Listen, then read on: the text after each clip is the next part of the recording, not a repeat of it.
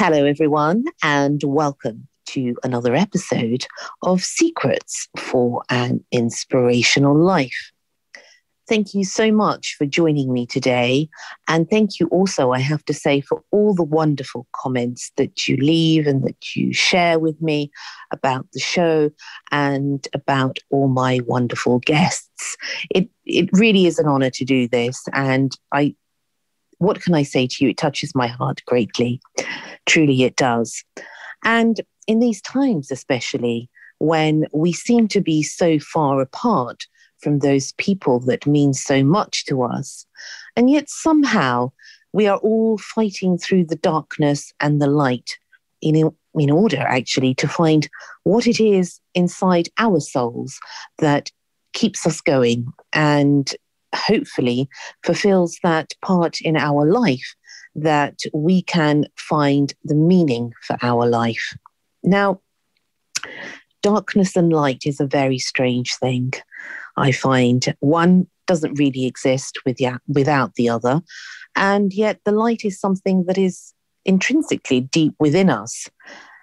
Yet so many things that happen in our life create so much darkness, and it really takes a huge act of bravery to survive all of these things. And in fact, to be able to remain true to ourselves. And then one says, well, who are we really? Who are we? Do we hide behind masks or facades or behind images? This is one of the most difficult things, I think, in life, is to be honest with ourselves and then be honest with other people. But unless we are, we can never be free. And we can never untangle those chains from the past that then can set us free to live a better life, hopefully helping others along the way. Now, I am really delighted to welcome today's guest, who is Perry Power. This story is an incredible one, and I've had some really, really sad stories on the podcast. I've had some really happy ones, and I don't really know where to put this. I'm going to leave that with you, but what I can say, it is one of courage and bravery. And quite frankly, it's not an easy one to talk about for so many people, yet it has to be shared. I really believe that, as so many people suffer in silence for so many different things, but especially this subject, which I will get on to. And as I said, unless we face the darkness, we cannot know the light. So let me tell you a little bit about Perry. Perry is an actor and an author of the Amazon best-selling book, Breaking the Silence, which deals with the delicate and harrowing subject of sexual abuse. Perry's mission is to do everything he can to make a positive change in the world through his storytelling. Ranking up 2.3 million likes and 125,000 followers on TikTok, his message of helping sexual abuse survivors break their silence speaks to the hearts of so many people all over the world. And it's something that is, I think, still a taboo. And I think because of this, so many people don't get the help that they need. But Perry has a charity called We Rescue Kids, where children are rescued from sexual abuse and given the support they need to heal and positively move forward. He has recently appeared on MTV, Sky, Thrive and Good Men Project, hoping that this story continues to impact the lives of those who need to hear it the most. Today, he shares his incredible story and courageous journey. Welcome, Perry. Thank you very much. What an entry. But I really appreciate it. I wrote down something you said that I thought was actually quite fascinating. I wrote it down. Did you? Yeah, you mentioned about the light and the dark and how one doesn't exist without the other. I find it interesting. I have a question. Do you think darkness should exist in order for there to be light? You know what? I've asked myself the same question, and I'm really not wise enough I'm sure, to answer it, but I can try. I feel that it's something that I was contemplating really most of my life and my childhood. And what I discovered was that everything needs the darkness. And the reason, we need night and we need the day. If we plant a seed, it's in darkness. It needs the darkness. A child, all of us, before we were born, we were in the womb. And that was dark. It was a completely different world. So yes, actually, in my humble opinion, I would say we do need that. Otherwise, how else would we know the light? Yeah, I very much agree. It's a great answer. I agree. If somebody was to ask me, my answer would be very similar, because I wouldn't sit here and say to somebody who's never faced adversity before, I can't wait for you to face adversity because it's a horrible thing. However, what I will say is I do believe that we all should face adversity, and adversity coming in a form of darkness, because that I have grown into the person that I am today. And I've these wounds, these battle scars, right, have come from what's happened in the darkness. And whilst I understand some people stay in the darkness because they can't come out, just like my dad, which we'll talk about, if one is able to find the light within the dark and they're able to come out, the person that they are on the other side is somebody who you can't mess around with, because that person has been formed from the adversity and the challenges that they face, which, you're right, comes through the darkness. I've always known that, but I've never put it down to how you mention it in regards to the light and the dark, and one can't exist without the other. So that's amazing. Yeah, thank you. I totally understand what you're saying. I do not wish adversity upon anyone, but I also realize that unless there is adversity, unless people go through a lot of hardship, they usually don't learn the same lessons as those who haven't. And I feel that people like yourself and other people that I've met, myself included, that have had quite a difficult time in many aspects, are now trying to reach out to others, because they actually had to go through that. They had to go through all the tests and trials and tribulations in order to be, I wouldn't say leaders in a way, but in a way, the light, so to speak. Because unless you have been on a path, on a journey, you can't help other people get to that place. You can't help other people reach that place of freedom unless you know the way. Yeah. So you know the way, Perry. And that's why, let's go to the beginning, because it's such, I have to say to the listeners, it is an absolutely incredible story. And as I said to Perry, I had to get him on to the podcast because I feel strongly in my heart that it will help so many people. Now, Perry, let's go back a little bit to where because you've done so many things in such a short time, and I would really like people to take so much from this. So let's go back to the beginning. How did it all begin? Where did your journey begin? So it began in London. I'm a Londoner, although right now I currently live in Guildford. For any of the UK and people overseas, it's very how many people in America know of Guildford. No, everybody just knows London. Sorry? Everybody, when you go abroad and you say, where are you from? London. And you say, actually, no, it's not London. And they said, well, we only know London. Okay, then it's from London. Yeah. You live up north. We might as well just tell them you live in London. Yeah. You might as well, because that's the only place that exists. Okay, so you're now in Guildford, but originally you're a London boy. Okay. I'm a London boy, West London from music. Mm-hmm. I come from a broken home, as they call it. So my biological mother, she walked out when I was 4 years old. Although to note, we have a great relationship now. Mm-hmm. She came back into my life, and I used to see her about once a year. Then as I grew older throughout my teenager years, it became more consistent, and it was every second weekend and what have you. But she left when I was 4. So it was just me and my dad, which is an interesting one anyway, because it's usually, whether it's morally correct or not, usually it's the dad that leaves. It's the man that leaves, and it's the mother. Yeah. But this way around, it was the other way around. And so it was just me and my dad.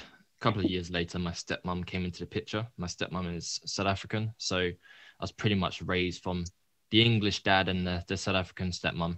And they have their own ways of being and parenting, which is a great mix. And then they got married over in SA, and I was the best man. I was like 9 years old, and I was the best man at my dad's wedding, which is cool. Came down with the rings. What I didn't know was I was the one who was running the show, not there. It wasn't their day, it was my day. And now tell me, sorry to interrupt you. So your biological mum left when you were 4. Yeah. And you were alone with your dad until a couple of years. 9 years old. Well, so she left when I was 4, and my dad and stepmom, they started dating maybe about a year later, like loosely dating. And then she moved in when 6 or 7. It's about 3 years after my mom left, she moved in. Okay. Because it's important, I think, to know the timeline of it, or as in, how old were you? And, because these are very formative years, aren't they? Up to the age of 7, they're very formative. And that's how you see the world and yourself up to the age of 7, I think. Yeah. Okay. Yeah, you're right. Yeah. And okay, so you went to South Africa and they got married. I can't remember exactly. I was either 7, 8, or 9 years old. I was just under 10. So I was around that age when they got married.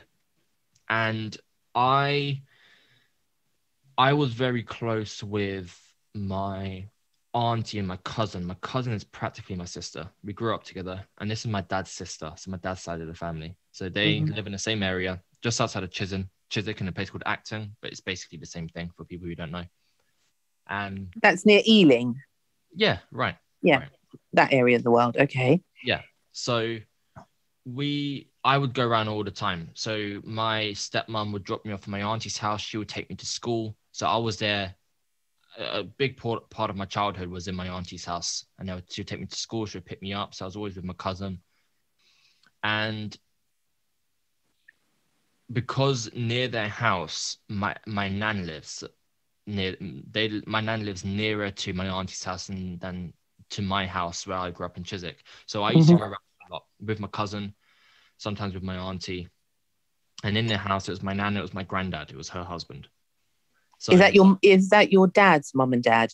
Exactly. Yeah, my dad's mum and my dad's stepdad. Yeah. So they lived there. We would go around there fairly frequently.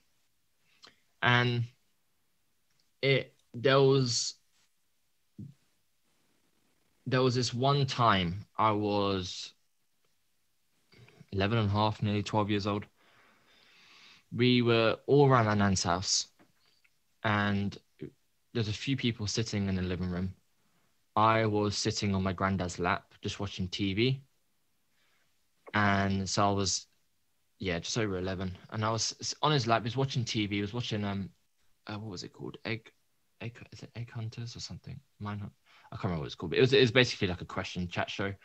I'm watching TV, and my stepmom, because of how my granddad was sitting in like a single armchair. I was on his lap facing the TV. Because of how the sofa that we were sitting on because of how it was angled, nobody could really see anything. My stepmom was on the couch on the other side of the living room, and she was watching TV. My granddad used to smoke roll-up cigarettes, and he had his arm over the arm of the chair, right? So his hand was dangling down with the cigarette in between his 2 fingers, and it dropped. So it fell out of his hand, fell onto the carpet. My stepmom didn't really take much notice. She's watching TV, assuming he would lean over and pick up a cigarette. But moments go by and he doesn't. And it's still on the floor, and it's now burning into the carpet. And she's looking at the cigarette, looking at me sitting on his lap. She couldn't see anything, but her spidey senses just flew off the chart. She stood up, walked out of the living room, called me into the kitchen. Now, I, by the way, don't remember any of this. I don't remember this whole event, and I still don't to this day. And who was it that reminded you of it? Your stepmom? My stepmom, yeah. So she reminded me of it, which I'll get onto how that all came about, which was a few years ago. And so she called me into the kitchen. She asked me questions. I don't think I was giving her the right answers. That were the answers that she assumed would be the case, but I wasn't kind of like giving in. And then she called my dad, and then we then went home and was driving home. And apparently in the car, it was like an interrogation, because I think my dad had a feeling what was going on. He's questioning me. Then I spoke out about what he was doing to me. I was basically sitting on his lap, and he had his hand down my pants, and he was playing with me. And that was fairly frequently, but basically that happened. And then they put a stop to me going around there, and I never saw my nan again until 2 years later, because my granddad died from a heart attack at work. And then they allowed me to go back round to the house and start seeing my nan again. But that event was the last case of molestation for my granddad, because he had been sexually abusing me prior to that for about 1.5 years. Okay. So from the age of about 10, for 1.5 years, he would do things like that to me. I would either be on his lap, people in the room, people know the room. He would press himself up against me. He would breathe in my ear. He would tell me to be quiet. He touched me up in different rooms of the house. And it was a constant thing that happened. I didn't know at that age what was going on. Like, I didn't know that it was a bad thing that he was doing. It wasn't like I was like, oh, I'm scared to go around there because I don't want him to do this to me because it's not right. I should tell somebody. In my head. It was just, yes, it was a bit odd, but that was the extent of it. It was just a bit odd. I don't know. But no one had taught you that wasn't the correct way to behave. No, but then I could be wrong, but we're talking 17 years ago. As far as I'm aware, that wasn't really a thing 17 years ago, for it to be a talking point as much as it is now. Yeah, but I'm sure now, being involved in the work that you are, you see that this is actually quite a horrific thread that goes through society for many, many years, that's been going on, 100 years, even more so. And it's only now, I suppose, that people speak about it, as you said, that it's getting sadly, the recognition in some way that it needs to get, because for people to speak up like yourself, it's just a shocking story. And it's shocking always to hear about it. But what I wanted to ask you do you remember these incidences, or are these just from what other people have said to you? Did your memory come back to you? No, I remember most of them. You do remember? Yeah. Because a lot of people don't. And sometimes they can be talking or, watching something, as we were talking earlier before we came on, and it will trigger something, and they'll suddenly, everything will come out, because so many people spend their lives suppressing this, even in denial, I suppose, hiding behind it. So that's why it's, interesting that you do remember these episodes. Yes, I'm sure there's ones that I still don't remember today. Like, and the reason why I say that is because I was under the impression that I remembered. I don't remember all of them from start to finish, but I remember some of them start to finish. Some of them I remember just looking up, and he would put his fingers to his lips and tell me to shush. That's the only thing I remember from that event. However, when I started writing my book last year, it was very strange, because I was writing, and then I remember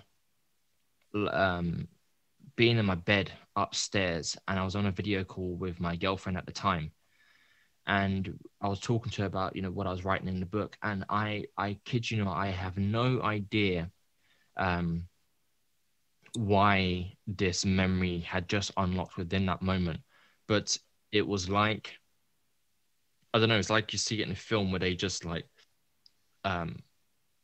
take a step back in time to when they were X age and relive in that moment.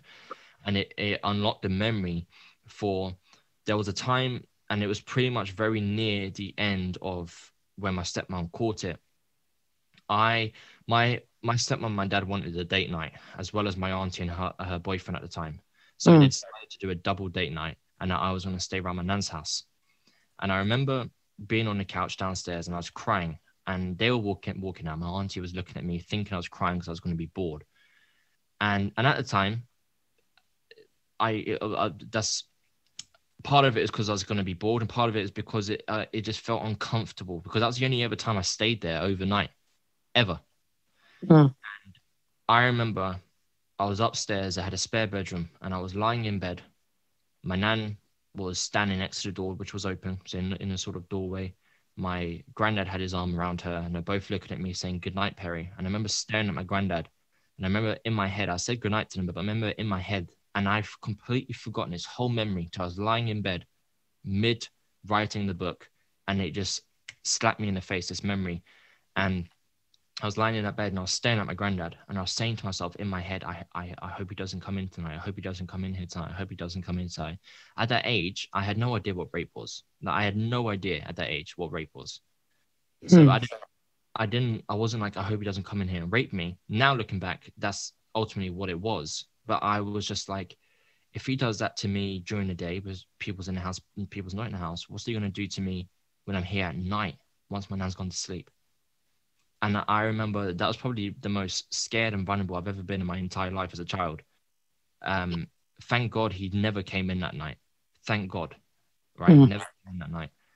But when I remembered that memory mid-writing a book, and I was lying in bed upstairs on that video call, she had to stay on that video call with me, like, throughout the night, so that I'd wake up and she was still on the phone, so I wasn't alone.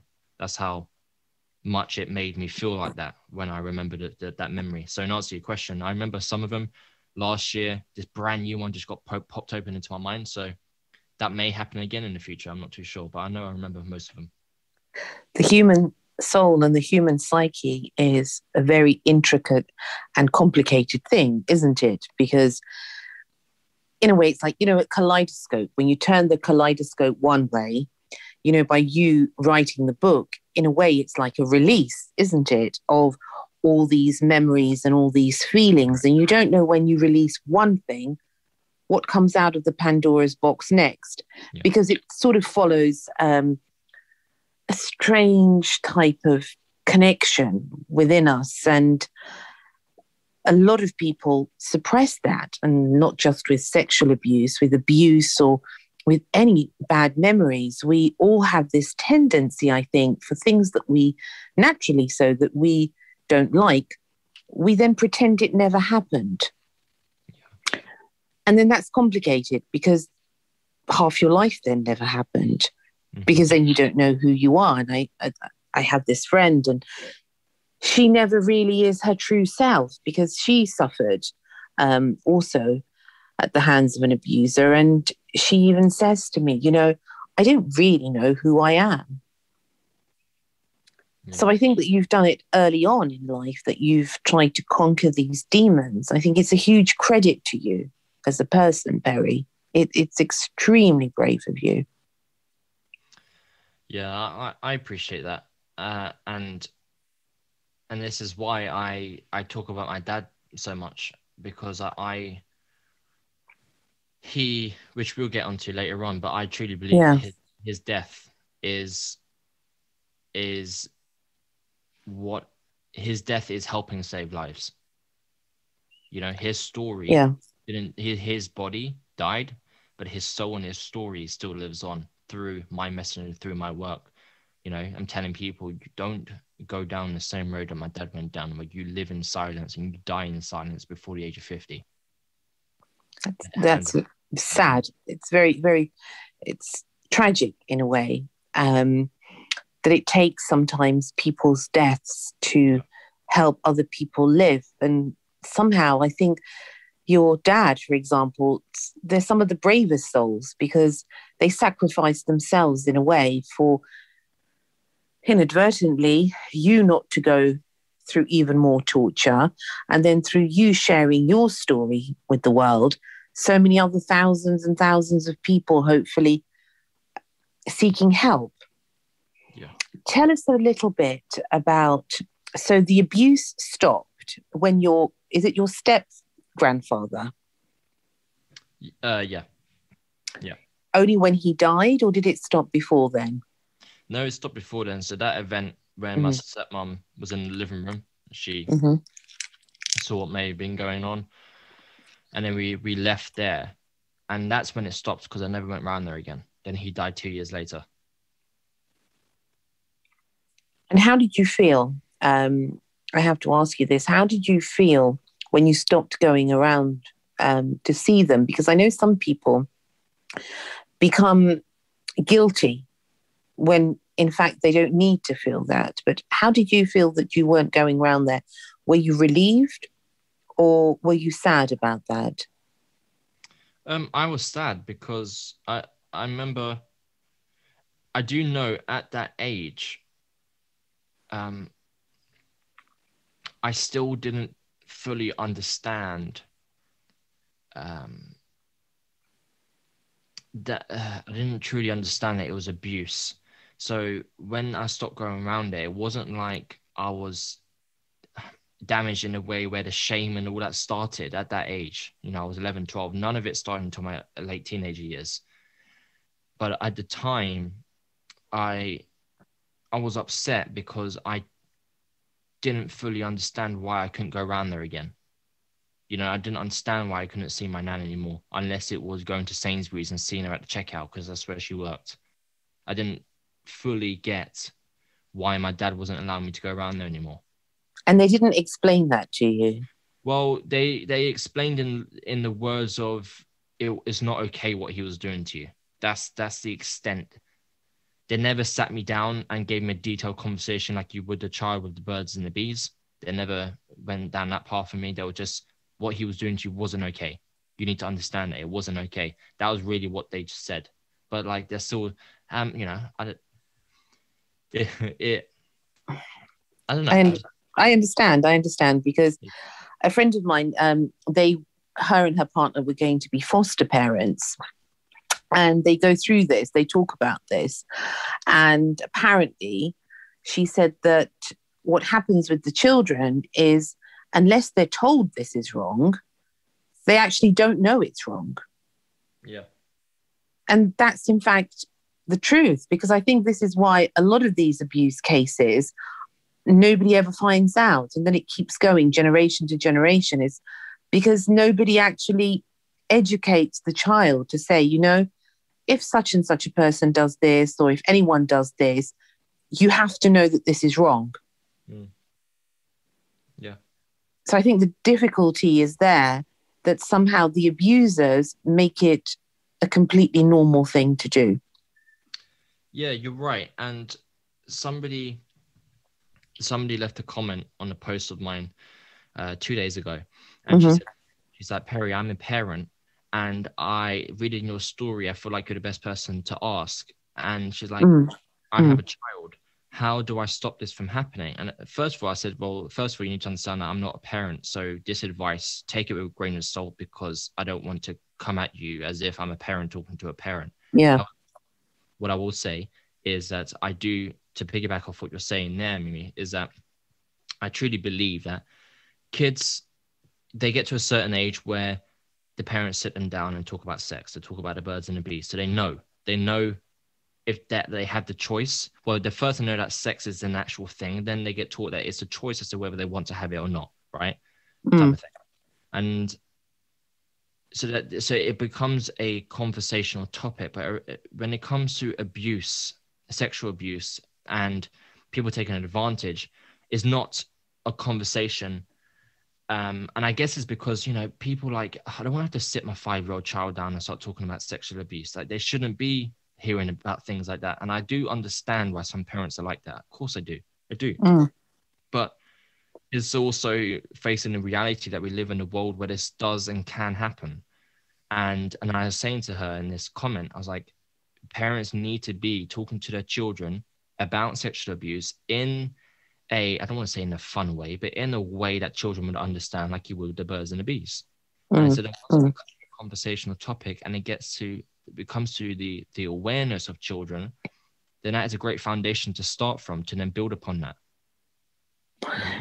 Yeah, absolutely. Because I remember being a child myself, and my mum especially was very hot on this and would say, if anyone does this or this or this, you have to tell me because it's not right. And she drummed it into my head.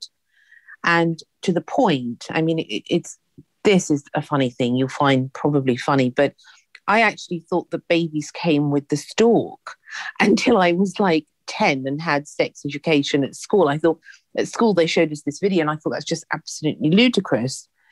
That's not how babies are made. I thought the stalk. I was looking for bloody stalks all this time, So there is, I understand you want to keep the innocence, but especially in this world, Perry, it's so difficult. Unfortunately, you have to start young, don't you? Mm-hmm. You do have to start young. Like I remember growing up, and I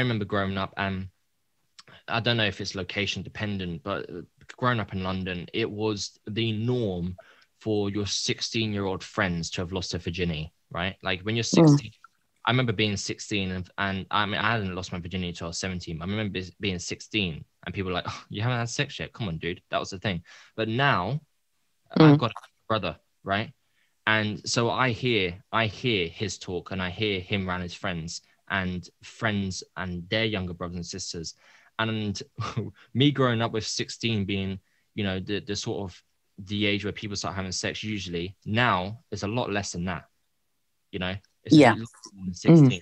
So in answer to, to what you said there about they're getting younger, it's true. So if they're getting younger with having sex, then it gets to a point where, they're getting younger. So we need to start talking about sexual abuse because if they're having sex at an early age, and they need to have their awareness built around sexual abuse too. Absolutely. I totally agree with you. Knowledge is power. And we all want to believe that the stalks bring the babies, but, it's not a reality. And especially in these times, with so many stories out there that go on, it's imperative that people educate their children to know what's out there. Otherwise, how can you keep safe, especially with the internet and everything that's so open and it's sort of rammed down your throat? All these things, there are some very good things, of course, but there are some terrible things that go on out there, mostly, I have to say, sadly. So, but I wanted to ask you actually whether you had brothers and sisters. So did you grow up with any brothers and sisters, or did this brother come along later? There's 10-year difference between us. So when so he's your younger brother now? Yeah. Yeah. Okay. Now, you were going to tell us about your dad. Yes. So the abuse stopped when I was 12, and when my dad found out about what happened, he told me he said to keep quiet, right? So when he's like, you're not going to be going around there again. And also don't start telling people at school about this, and just keep it to yourself. That's what he said.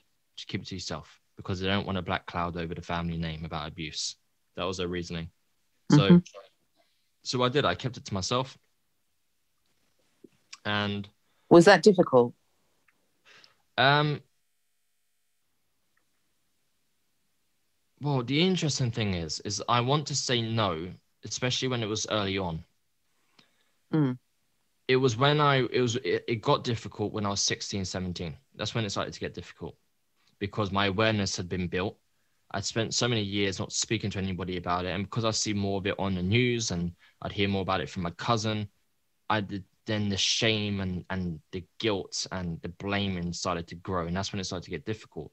So from the age of like 12 to 16, so we're talking about 4 years there throughout school, it wasn't really because I was a kid just day to day hanging out my mates and stuff like that. However, now I don't remember this too. And it was only when a couple of years ago, I think like 2 or 3 years ago, my mum sent me a screenshot of a letter she found at home. Throughout school, I had I don't know what you'd call him. It's a school counselor. So every school has them. you know? I remember them. Yeah. Yeah. So I used to have a school counselor. Now, the reason why I had a school counselor was because apparently, I don't remember doing this, but I was in class one day and the teacher gave us work to do in a class, and that was just to write a story, any story, a story for whatever you guys want to do. I think it was English, and they wanted to test our English writing skills. Mm-hmm. And for an unbeknown reason, the story that I wrote was about my granddad molesting me. Oh. And I wrote it and gave it into the teacher as if like nothing, as if it was nothing. I didn't think she would then call my parents and get a school counselor in, and then everything would just go upside down. I didn't think it's very interesting why I done that. I don't remember doing that.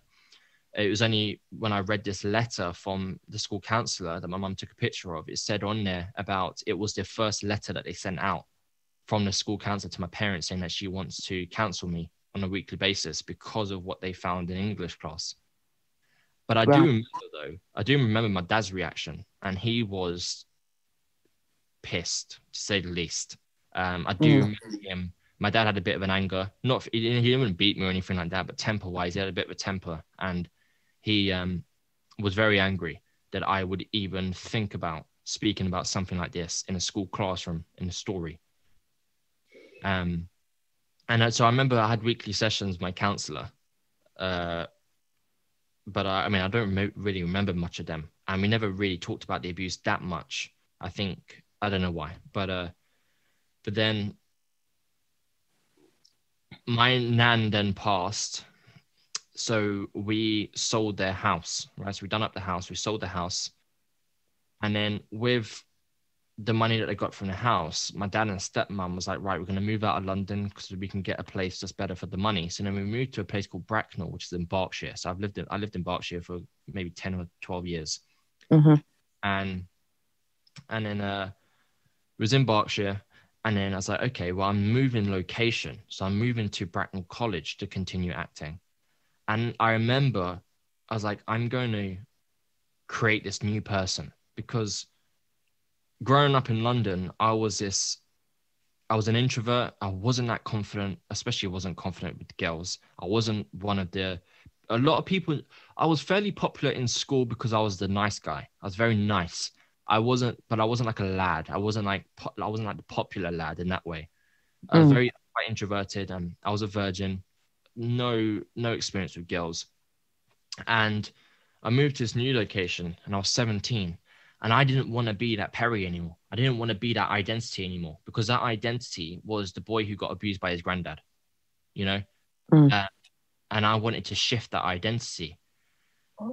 And I moved to Bracknell, and I was like, right, when people start seeing me, because nobody's going to know me here, so I'm going to be this Perry who's extroverted, he's confident with the girls, he's slept with loads of girls already. Just this character, like I was literally an actor creating a new character.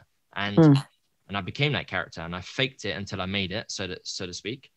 And I did become that confident guy and things like that. But I was running, I was shifting.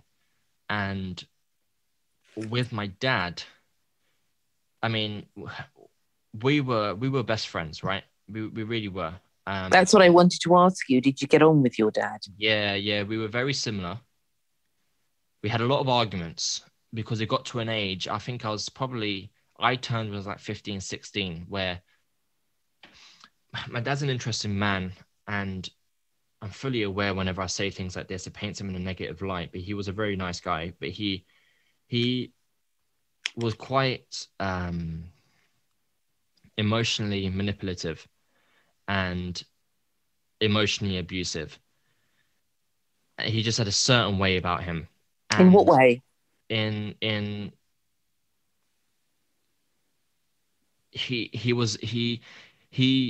was the master at belittling you. He did a very good job with belittling you, like you weren't that much. So like I grew up trying to always make my dad proud, and gain his love. But he very, very rarely told me that he was proud of me. He didn't like it that I was acting. If I did something cool, he always had to be in control. He always had to be the masculine man. and I could never do something that was better than him. He would push it down. And I got to an age where, like, for example, if I was to do something wrong, I'll be grounded. I'll be grounded to my bedroom, but I only have pen and paper, and I wasn't allowed to leave the room. I'd have to ask to go to the toilet. And I remember numerous times I wasn't even allowed to speak to my dad. I would have to write him a letter, right, to ask to apologize and ask if I can speak to him again, right? And we lived in the same house, and it's tiny 2-bedroom flat growing up in Chiswick, and I'd have to write him a letter, you know. Why do you think he was like that? What happened to him in his life? What happened to him in his life, do you think, that made him like that?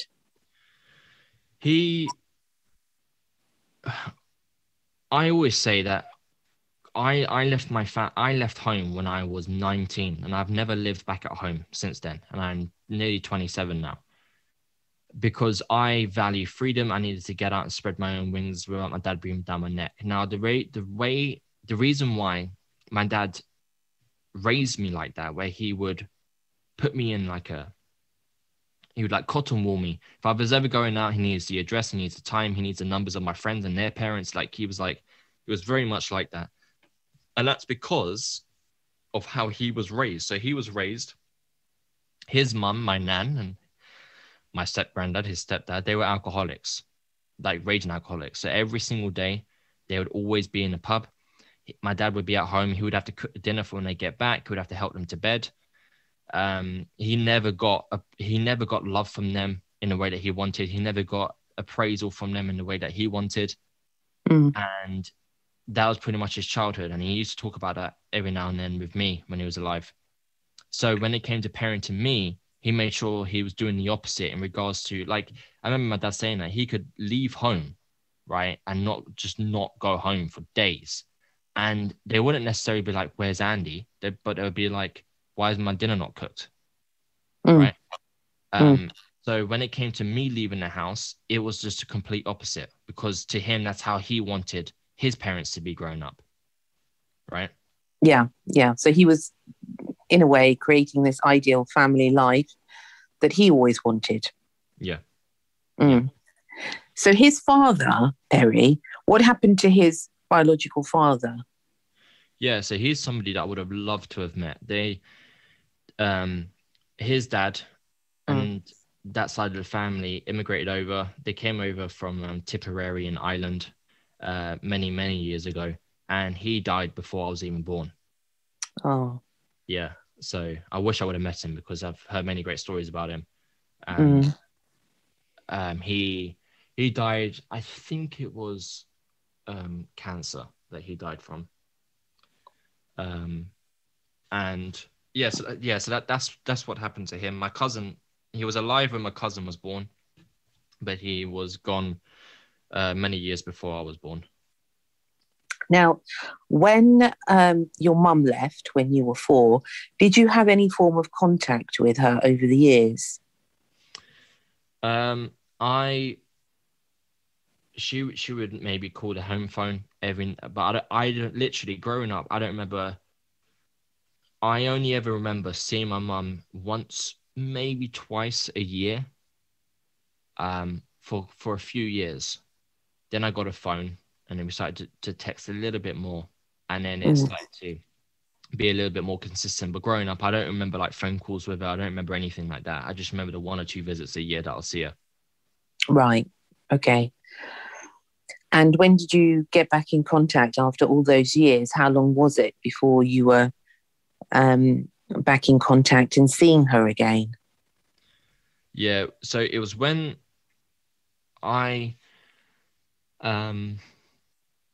the consistency of being there every second weekend was when my late school years and my early college years. So I was still in school, so probably year 10. So I would have been maybe 14, 15. That's when, so before that, it used to be once a month because I remember when it came out about the abuse, and I remember being at my mum's flat, and I remember her crying, and that's because she knew what my granddad was like, because he never sexually abused her, but he threatened her, pinned her up against the wall. So she knew what type of man he was. And when she found out about what he used to do to me, I remember her just like collapsing to the floor crying. And so that was like 12. So I used to be around there once a month from 12, 13, and then it started to be every second weekend as I grew older throughout late school and early college years. Okay. And it's a difficult thing. Did you love your nan? Yes, very much. I got that impression. Even however, whatever she was like, you still loved her. Yeah, she was a diamond. Yeah. She, looking back now, is I know why she was an alcoholic, and because. Do you? Well, I have a good guess as to why. And me, my cousin, my auntie, we all think the same thing, because when it got to a stage where my granddad was abusing my cousin Kelly, and I'm saying her name because her name's in my book, so her name's already out there. And she, because one of the first stories in the book is hers, so I put her story in the book. And she got to a stage where she was just. So it wasn't just you; it was your cousin as well. There's 4 of us in the family. There's 4 of you. Yeah. So basically, what happened was, my 2017, 16, 15, 14. So from 2014, so this is when I was still at college in Bracknell, my dad started to drink, and then the drinking had got a bit more, and it got a bit more, and the weekend drinking turned to weekday drinking, the at-home drinking turned to in the car drinking, and he just became just an alcoholic. But he was an invisible alcoholic, which is what I call it, because my mum never knew. What does that mean? An invisible? I haven't heard that term before. I call it invisible because you wouldn't tell that he's drunk. He was a functioning alcoholic type of thing. Yeah, but yes. But if he could be blind drunk and he's standing in front of you and you're having a conversation and you would not be able to tell. I was the only person who could tell. Right? And it was because of how much I was around him. It's because of how well I knew him. His left eye would just have to squint ever so slightly, and I knew that he had already been drinking. But my mum, it was a shocker to him when she found out she knew he was drinking a year before he died, because they caught him out in the car drinking. But I knew he'd been drinking for ages, because he would ask me, even back in early days in London, he would ask me to fill up the vodka bottles with water so my mum wouldn't find out. And I used to do that for him, because to me, if I said no, he'll guilt trip me as to I'm not a good son, but obviously don't love him. I wouldn't do that. Right. So. But, I mean, addicts are the biggest manipulators, aren't they? They can manipulate you into all sorts of things that you would never dream of doing with anyone else. But when you love somebody, it's a very different story, isn't it? Yes. Yeah. So you're right there. And and then when a year before he passed, we're talking 2016 here, there was a film that came out called Spotlight. And Spotlight's a fantastic film. It's won many Golden Globes, won Best Picture. Probably one of my favorite films. It's about a team of journalists in Boston I can't remember what year it is, like the 60s or 70s. And they got whiff of a case of a priest molesting a child in Boston, in America. And nobody wanted to touch the case because it was very taboo, way more taboo now than it was now. And not only that, but they're talking about priests. You don't really go after people like that, men of the church. But there was this brave woman who was like, no, I will go after it. I will go into it. And they went into it, and what got uncovered was a whole underground world of priests molesting children all over the world. And my dad told me to watch it, and I watched it. And I remember being in the car because I was visiting home. And he says to me in the car, and this is where the journey of realizing what had been going on in the family started. Because he said to me, he was like, you seen the film? Yeah. I said, yeah. He goes, at the end of the film, just before the credits, there's a series of places all around the world that are made up of schools, institutions, churches that have reported cases of priests molesting children. He goes, and I said, yeah, I saw that. He goes, well, the school that your granddad grew up in Ireland is listed on there. And then he said that to me, but he just dropped it out of the blue. I never knew anything about my granddad prior to that, in regards to in the field of that. And when he said, "Is this your step granddad or your real granddad?" Step granddad. Okay. The abuser. The abuser. Okay.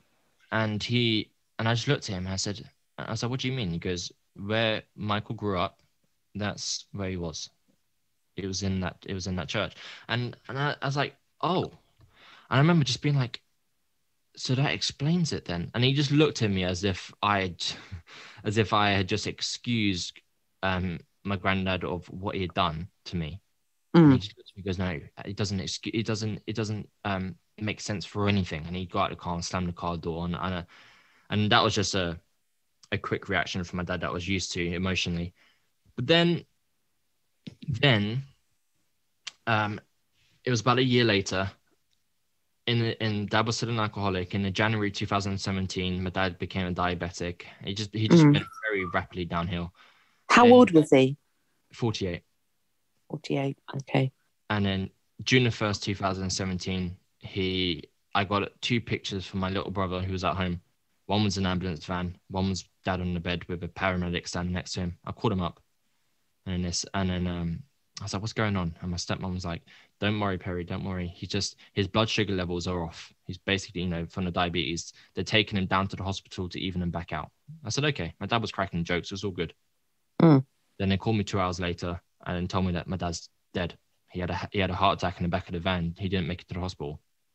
Oh my goodness. And that was just when everything came crashing down. I thought it was a lie. I went to the hospital. My cousin called me up. "Is Uncle A dead?" I said, no, he's not dead. It's just a sick joke. Go down there. And then I walk into the room and he's on the table. His head back, his skin color's already changed. And it was the most surreal thing I'd ever seen. And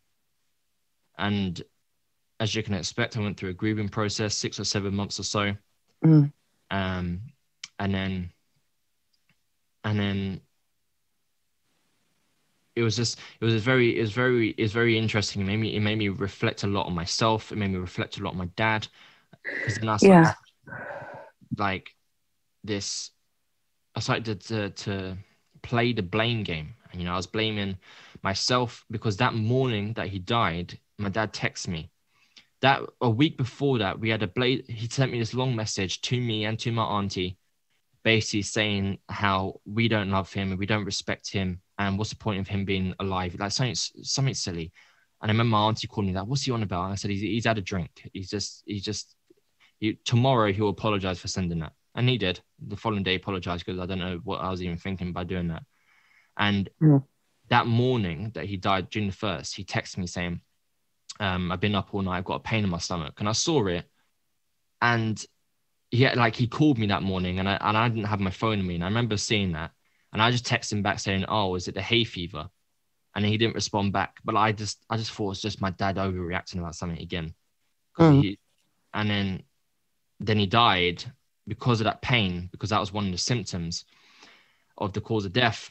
And I just went down the path of blaming myself or not messaging back. I went down the path of blaming my dad for how he used to treat me, treat other members of the family. And I was playing this blame game. And it's interesting because I spoke to a friend who lost his dad, and he said how he managed to get through it was through forgiveness, forgiving himself and forgiving his dad. So I was like, interesting. So I was doing that.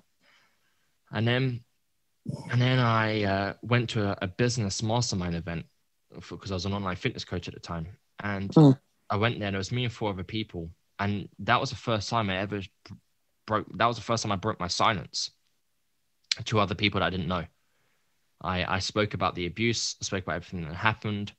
And then 4 days later, I was driving home, and I was like, right, I want to share this again. I just want to get the story out there. I've shared it to 4 people. They didn't burn me down with pitchforks. They didn't laugh at me. They did believe me. I want to do this again. And I was like, right, I'll do it when I get home.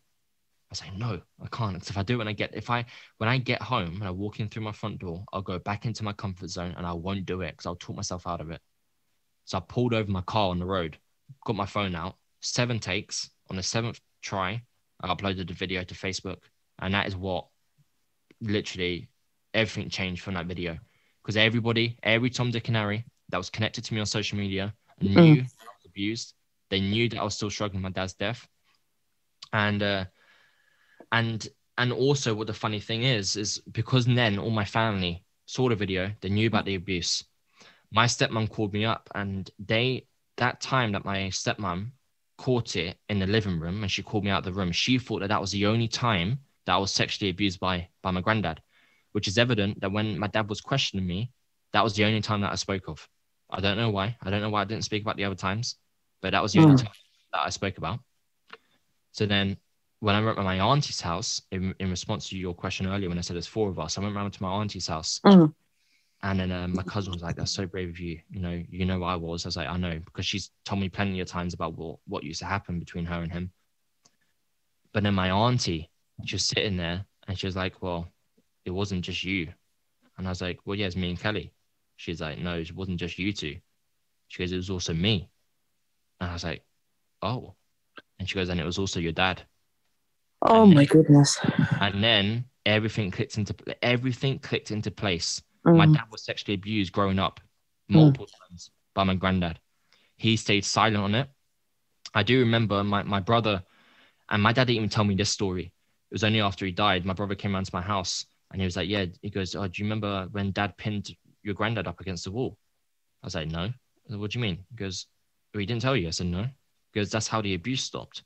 He goes, Michael just did one thing just at the wrong time to dad. And my dad just flipped and he pinned up against the wall. And he said, if you ever touch me sexually like that again, I will kill you. And from that moment, my dad was, I think he was a late teenager. He stopped. And that was the last time that my granddad had done anything. And I think that's why my dad allowed me to go around my nan's house when my granddad was there, because my granddad didn't have another episode sexually within that realm for 15, maybe 20 years, But yeah, and then it made sense. It made sense why my dad became an alcoholic.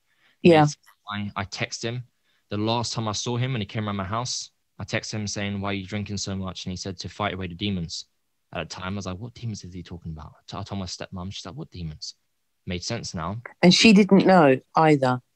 No. Well, I don't know. I've never said to my stepmom, did you know he was abused? But whenever I've spoken about it, I remember the first time I spoke about it, she never gave me a reaction like she didn't know. So therefore, I think my dad must have confided in her and told her what he went through, or at least some of it. But she's never told me I didn't know about that, about your dad. She would have done if she didn't know. So I reckon he did tell her. And what about your nan? Did she know what was going on? So it got to a stage where it got too much for my cousin with the abuse. She told my auntie, her mum. So she told her mum. And obviously because it happened to the mum, her mum, she's like, right, we're going to go around there. So they went around there. My granddad must have been at work. He wasn't at home. They told my nan what he had been doing. And she sat there and she said, I don't believe it. Kelly is doing this for attention. You're doing it for attention. He would never do anything like that. And she completely rejected the story in their face. Now, we never spoke about it again. They never went around and spoke about it again. However, we had a very in-depth conversation about this 2 years ago after I shared my story. And we were talking about it. And they're like, yeah. She goes, my auntie was like, I remember seeing my mum's face, as in my nan. She's like, I remember seeing mum's face when I spoke to her about it. And I knew deep down, she knew that he was capable of that. And she knew that he was doing that. But because my nan was a lonely person, the only person really she didn't have friends. The only person she really had was my granddad. So if my nan was to be like, okay, I accept the story, she couldn't stay with him, because if she stayed with him and she's staying with somebody who's sexually abusing her family, would have to leave him. And I think the fear of being alone and leaving him and confronting that story was more of a challenge than just denying the story and staying with him. And we think that he was abusive to her too. We don't know if it was sexually, but like there'd be times where she would have a black eye and she would say she just fell over, and we think that it was him. So she was definitely in an abusive relationship. So knowing that about my dad, that he went through it, and I was speaking to my auntie about like granddad, and then she goes, well, yeah, your granddad grew up in a boarding school. It was him and his brother. There was in a Catholic church boarding school in Ireland, and the priests would abuse and they would rape the students there. And your granddad and brother was amongst those students. So it's evident, and I talk about this a lot, about breaking that generational cycle, which is what I have to do, because my granddad, he was abused. He never sought out the help, and he took the path, knowingly or unknowingly, of projecting that pain onto others that was once projected onto him. Now, my dad, similar boat. He was abused. He never sought the help. He never faced his story. He never broke his silence, really, because I never knew about it. And he didn't inflict the pain onto others, but more so, inflicted the pain onto himself and became an alcoholic, and, dead at the age of 48. And I was like, I'm not going down that path. And if I can help it, I don't want anyone else to go down that path too, which is what I was saying to begin with. My dad dying in silence as an abused victim is helping me to help other people not going down that same path and break that silence. It's a tragic story in the sense of sometimes when people die, we actually get to know them better somehow, in a strange way, isn't it? Yeah. We don't know the road they've taken, as you say. We don't know what they've been through. And then it's too late when they die to understand all of that. But so that their life was not in vain, you now doing this and having this, in a way, it's a crusade to help other victims of such unspeakable things that happen out there. I think it wasn't all for nothing. Does that make sense? In a strange way, of course. It's, when people have wars and battles, and you don't have to be in all these battle zones, because people can live in these huge wars within their souls and in their minds, and they can sometimes be worse than any kind of war, and not a lot of people understand that. But there's many people fighting many battles every single day, even to get up out of your bed and to put one step in front of the other can be a huge battle for somebody. Yeah, of course. I do very much agree with that. And I think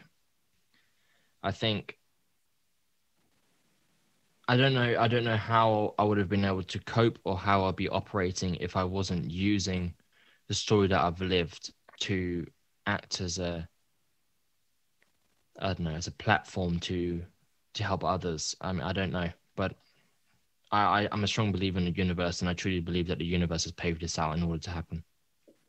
I do. I believe in things like that as well, and I think that somehow, you're a warrior of light, as they say, truly, because you have fought these battles, and in a way, you fight them still every day, because it takes great amount of courage and determination to come out and to say it for the world to listen. You are now on the stage of the world, and I think it's incredible. And I really want to, for what it's worth, from one soul to another, Perry, really to commend you for this, because I think, looking at all the people the lives you've touched so far, and especially with this book, and it's called Breaking the Silence. Yeah. And it's available on Amazon. And is it an ebook or is it a print book? What sort of format is it in? It's both. So you can get the ebook, which, here's the thing, right? I originally I was like, I just want this book everywhere. And I was like, but I do know that the 12-year-old little girl who is at home getting raped by a dad who wants to read this book, can't buy the book, because if the book gets delivered to the home, the dad opens it up and sees what it is, he will flip out and it puts him into even danger. So I was like, okay, well, I can do it as an ebook. And I was like, what? Can I do it for free? But on Amazon, you can't. But the cheapest you can do it for is 99 cents or 77p. So I was like, okay, well, I hope that kids, teenagers, they can download that. So it's as an ebook, and it's as a paperback. It's on Amazon, every Amazon going, and all profits of every bit of profit from all the book sales that come in, I don't pocket anything. It goes straight to the charity. Now, this charity is called We Rescue Kids. Now, did you set this charity up, Perry? So the story of it is, so there's me and there's two co-founders, Juliet and Sam, and they're both American. I'm British. Juliet, she comes from a foster care system. So she was put on the doorstep of a foster home as a baby. The foster parents took her in. Then as she grew up, she became of an age where she was a perfect candidate for the ring that they were running in this foster home. She then became part of a list of she was like clients. She was like a client to their clients, as in like the foster home would have a list of people that would pay. They would come around, the kids would line up, and each kid would get raped or tortured by the people that they hired. And that's the foster home she grew up in, until she was rescued from a foster mum, who then took her on and adopted her. So she, very early days, had this idea for the charity. She put the wheels on it to try and get the message out there, to try and get things going. Then we've been connected for many years, and she knew about my story. She knew what I was doing by TikTok and my platform. And she's like, surely we can get together with this charity. You know, you can come on board, and I've got Sam. It can be all three of us. And that's what happened. And then we brainstormed the name. We came up with We Rescue Kids. And then we've been raising money.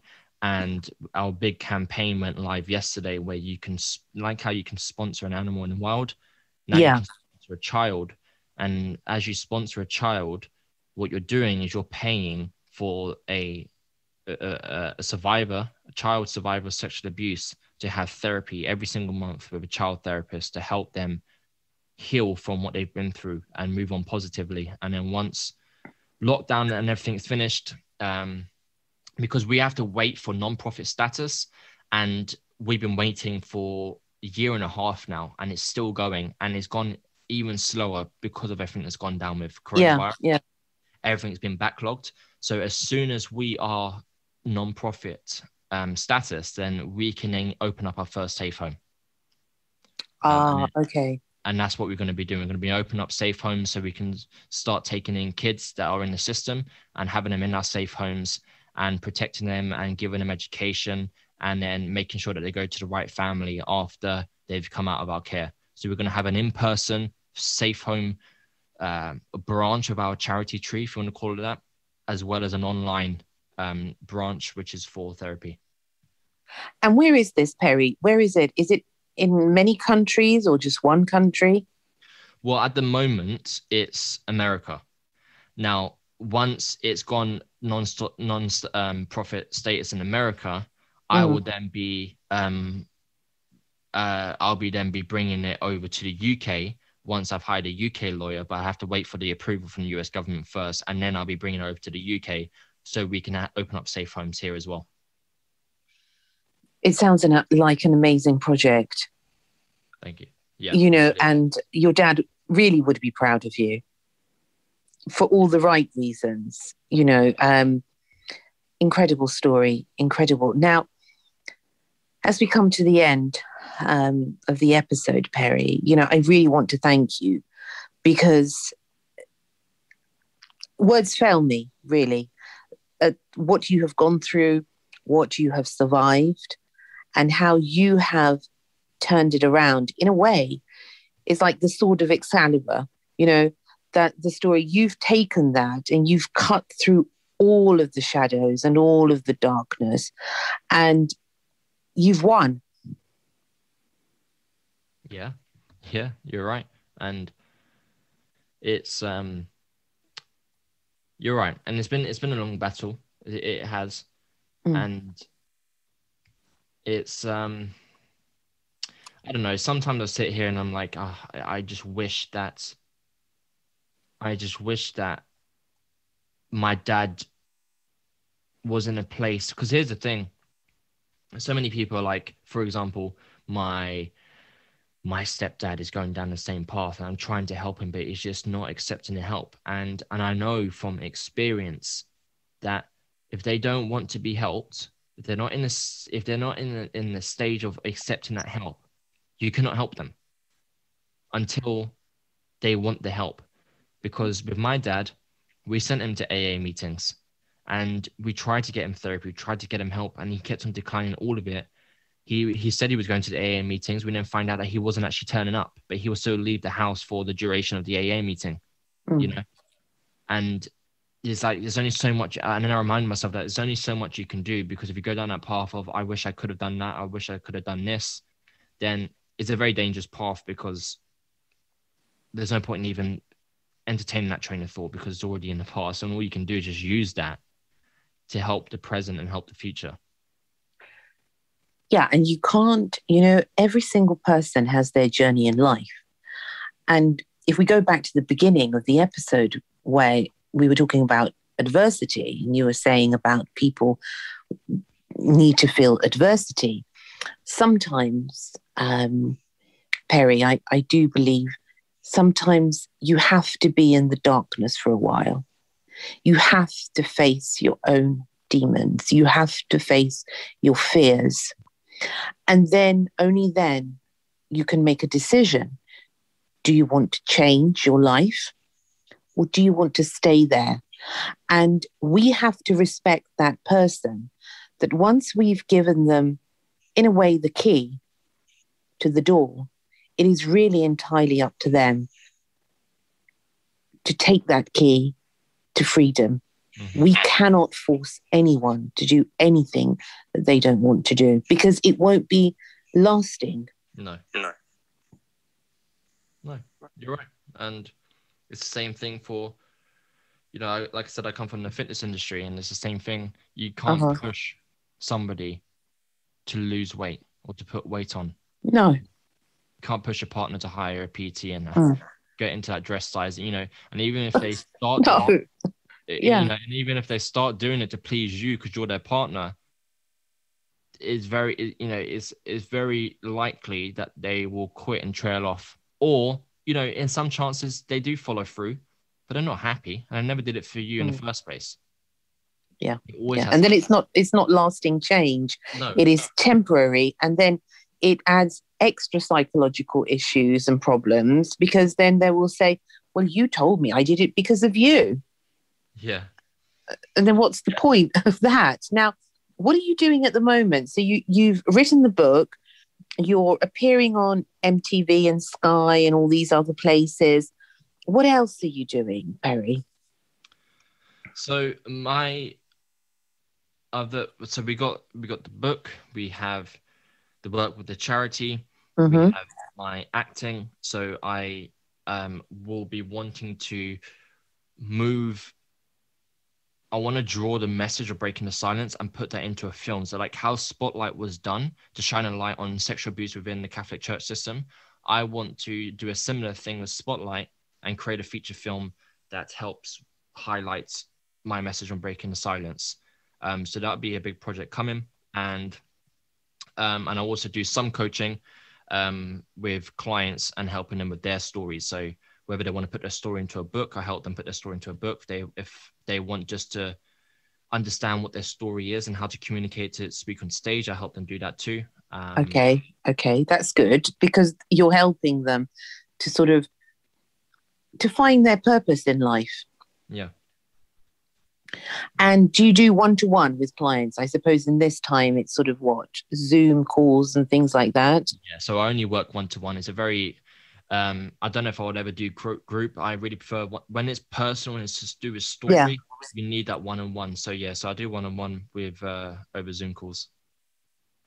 And where can people contact you, Perry, to find out either about your charity or your book or anything else, or your work, or if they, want to become a client, what's the best place for you to be found?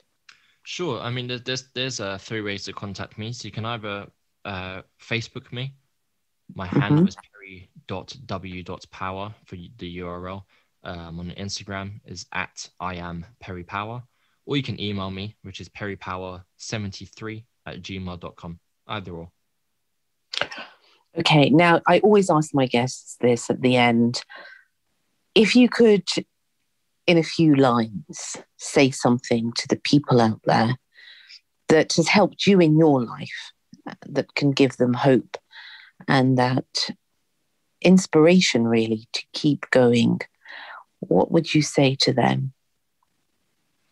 I would say to just know that the path you're on, the days that you are experiencing right now, whether they're a mixture of good and bad, just good or just bad, they're happening for a specific reason, for a purpose. And as long as you're open and you're aware that where you're out on your journey right now is for a reason, then just have faith in, and that's the key word there, have faith in the destination that you're meant to be at will happen if you carry on pushing through. Because I've been in entrepreneurship for 7 years and I've stopped many different businesses. I have been homeless, living out my car. I've given my dog my meals to eat whilst I wasn't eating anything when I could have gotten a job. But the reason why I stuck through that for 7 years of falling flat on my ass is because I had faith that I was going through those for a very specific reason. And if I was to quit, I wouldn't learn my lesson and I wouldn't get to where I needed to go. So I needed to push through, and it got me to where I am today with this message because I pushed through it. And I truly believe that if I carry on to do so, I'll get to where I need to go. So everybody who's listening, who's helped me at some stage, hopefully this helps you to just keep going, keep pushing, and just believe that you will get to where you need to go if you don't give up. Because that's the only thing. Like, I have this conversation a lot with actors, and acting, is known that it's one of the most brutal industries in the world. Because if you're a successful actor, you're famous. That's just as simple as it is. Because if you're successful and you're booked, then you'll be booked on screen. That's where the money is, which means you'll be noticed, which means you're a famous actor. And people are like, I will never make it as a famous actor. And I'm like, well, how do you know that? They said, because very small amount of people get there. And I was like, listen, and I truly believe this, there's always space at the top for the greats. You will, if I'm talking acting sense now, I will make it as a professional, as a successful actor who's making movies that is really changing the lives of people all over the world. I will get there, because the only way that I won't get there is if I die, because I'm not giving up on that. It's just not happening. So I will get there eventually. And I think that is a transferable lesson. It's a transferable bit of information in regards to believing in faith and holding on to that from every area of your life. Just as long as you don't give up, you will get to exactly where you need to go. And if you don't know where you need to go, by the way, if you're like, but I don't know what the end vision is, then that's fine. It will come to light as you carry on pushing through. And what is it that actually gives you that strength of faith, Perry? What is it that gives you that unshakable faith? I think it's because I'm a very, very, very independent person, extremely independent. And I'm the one who needs to give me the confidence. I'm the one who needs to give me the love. I'm the one who needs to give me the faith, right? And what really helps me is to keep going, to hold on to that faith, is to paint the picture of what this vision is, is painting the picture of me sitting in a private premiere screening in central London, and I'm watching me on the screen with everybody else in the cinema audience. And it's a movie with a very strong message, and I'm seeing that. And because I believe in myself so much, and I know that I have the skills, the drive, and the determination to get there, I'm like, well, it doesn't make sense to me to quit, because I know I'll get there. It's just that faith in myself that I've built up for so long because of the adversities. And here's the thing, is because I'm like, nothing worse can happen to me. 4 months ago, I had to put my dog down, and she was the only thing in my life. She was the closest thing to me my entire life, and she was only 4.5, and I had to put her down. That was the toughest thing I've ever been through. And I'm sorry to hear that. that's okay. Thank you. And seeing my dad die, going through the abuse, all these things is like, Jesus, like, what else you got, life? What else universe? Because I'll tell you what, I bloody smashed through it. And this is what we were talking about earlier around the darkness, the light and the darkness, and facing adversity. When you face adversity and you get through those adversities, you best believe that you're going to believe in yourself. Because how can you not? You wouldn't be here right now standing if you never made it. Exactly. So in reality, it's unless we believe in ourselves, well, we can't really believe or achieve anything. It comes from deep within us. Yeah. Yeah, exactly. And realizing, I know we've said it many times, but I believe this, and realizing the power of our own light, because our own light can overcome a huge darkness. Exactly. Bang on. As you have shown. Wow. Amazing, I have to say. And, I want to encourage everyone out there to check Perry out, Perry Power, and have a look at the sort of things that he does, and go to Amazon and have a look at his book and buy his book. And are you happy, Perry, for anyone to contact you at any time if they want to collaborate or just talk to you? Oh, yeah. Any question, if you want to share your story, if you have a question about, if you're a victim of abuse, I'm just know that I talk to people, break their silence with me. And this is no exaggeration, every single day, because of how loud I'm making this message. I'm positioning myself as a person that people can come to break their silence. So I speak to everybody very vulnerably and very open, very non-judgmental every single day. So if you want to come to somebody who's like that, then feel free to reach out to me, and I'll lend my ears and I'll lend my heart, and I'll be there for you in that way. So whatever you need.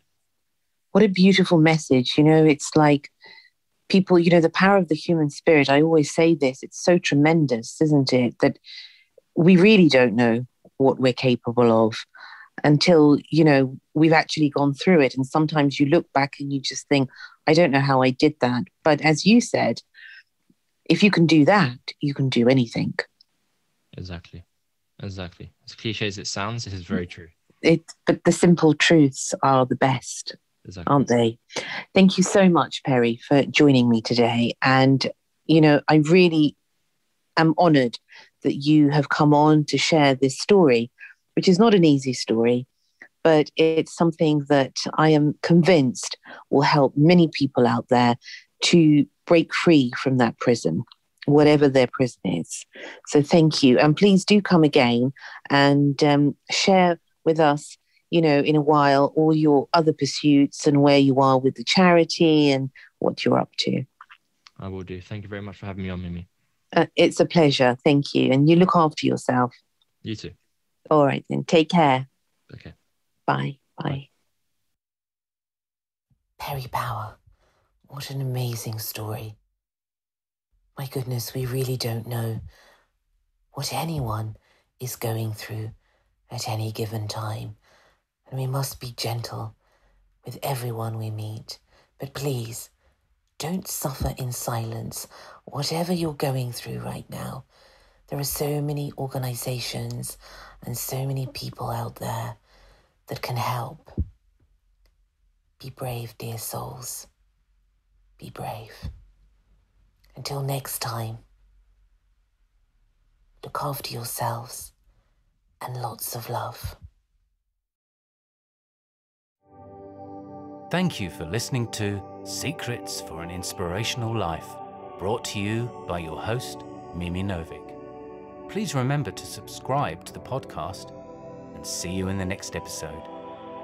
For more information about Mimi Novic and her books, music, and inspirational work, take a look at her website, www.miminovic.co.uk.